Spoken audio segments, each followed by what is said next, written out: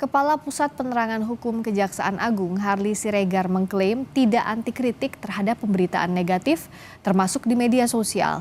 Harly menyebut pasal yang dijerat kepada Direktur Pemberitaan JAK TV tidak terkait beritanya. Bahwa perbuatan yang dipersangkakan kepada yang bersangkutan itu adalah perbuatan personal yang tidak terkait dengan media. Itu tegas. Dan yang kedua, bahwa yang dipersoalkan oleh kejaksaan bukan soal pemberitaan, karena kita tidak anti kritik. Bahkan rekan-rekan media tahu bagaimana sejak saya menjadi Kapus Penkum di sini. Tetapi yang dipersoalkan adalah tindak pidana permufakatan jahatnya. Lalu bagaimana mendudukan penetapan tersangka Direktur Pemberitaan JAK TV?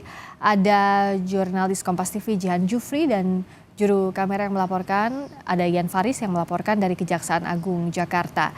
Jihan, selain akan menggunakan wewenang masing-masing, baik itu Dewan Pers maupun Kejaksaan Agung tadi yang disampaikan dalam konferensi pers bersama, apa saja yang jadi hasil pertemuan antara Kejaksaan Agung dan Dewan Pers? Terima kasih. Ya, Friska dan juga saudara, seperti yang kita ketahui memang dari Kejagung ini sudah menetapkan 3 tersangka baru begitu ya, yakni 2 diantaranya ini merupakan advokat dan 1 diantaranya ini merupakan Direktur Pemberitaan dari salah satu stasiun TV yang berinisial TB begitu ya, dan 2 advokat lainnya ini berinisial MS dan juga JS. Jadi memang tadi sempat kami dapatkan informasinya bahwa terdapat sejumlah uang yang diterima oleh Direktur Pemberitaan TB. Ini informasinya uangnya senilai 478 juta yang diberikan oleh kedua advokat tersebut, dan memang ini diberikan untuk mengarahkan pemberitaan ataupun peliputan yang dinaikkan begitu ya, yang diliput dan juga diberitakan oleh salah satu stasiun TV tersebut. Dan memang untuk berita-beritanya tersebut setelah dikatakan bahwa ini merupakan berita palsu ataupun tidak benar adanya, yakni ini dinaikkan melalui media sosial dan juga media online yang dimiliki salah satu stasiun TV tersebut. Berita-beritanya ini seperti narasi kerugian negara yang merupakan narasi bohong begitu ya, dan juga ada aksi demonstrasi yang diarahkan oleh diduga diarahkan oleh kedua advokat tersebut, yang kemudian dibiayai juga oleh kedua advokat tersebut yang kemudian diliput oleh salah satu stasiun TV tersebut. Dan akhirnya memang karena adanya kasus perintangan penyidikan tersebut, sang direktur dari pemberitaan salah satu stasiun TV tersebut ini dikenakan pasal 21, yakni terkait tindak pidana korupsi begitu ya.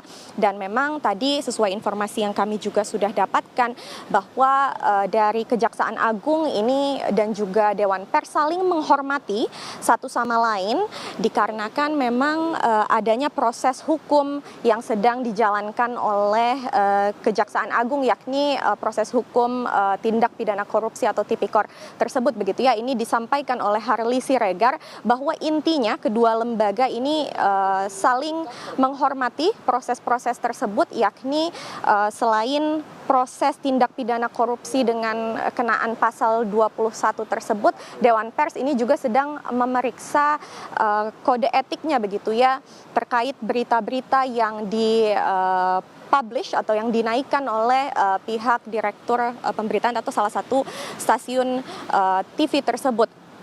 Namun tadi ini juga mengapa yang menjadi pertanyaan, mengapa ini dikenakan kasus tindak pidana korupsi, padahal ini merupakan kasus jurnalistik juga begitu ya. Nah, ini disampaikan oleh Harly Siregar yang merupakan Kapus Penkum Kejagung bahwa dikenakan pasal tipikor tersebut dikarenakan ini dianggap kasus perorangan ataupun bukan kasus institusi, dikarenakan memang uang yang diterima tersebut ini langsung masuk ke kantong dari salah satu direktur pemberitaan yang berinisial TB tersebut. Dan sekarang pun memang ketiga tersangka tersebut, yakni dari advokat, ada 2 advokat tersebut, dan juga 1 direktur pemberitaan yang berinisial TB ini sudah diamankan di rutan Salemba begitu ya. Dan memang ini salah satu yang masih didalami oleh Dewan Pers ini yang dinilai penting, salah satunya ini merupakan bahwa di level tersebut, ini ditegaskan begitu ya oleh Dewan Pers, bahwa orang yang sudah di level tersebut seperti dalam kasus ini merupakan direktur dari salah satu stasiun TV begitu ya, direktur pemberitaan ini seharusnya sudah memiliki status kompetensi wartawan, dan maka dari itu ini memang Dewan Pers masih akan memeriksa apakah dari TB ini sudah memiliki status kompetensi tersebut. Begitu Friska.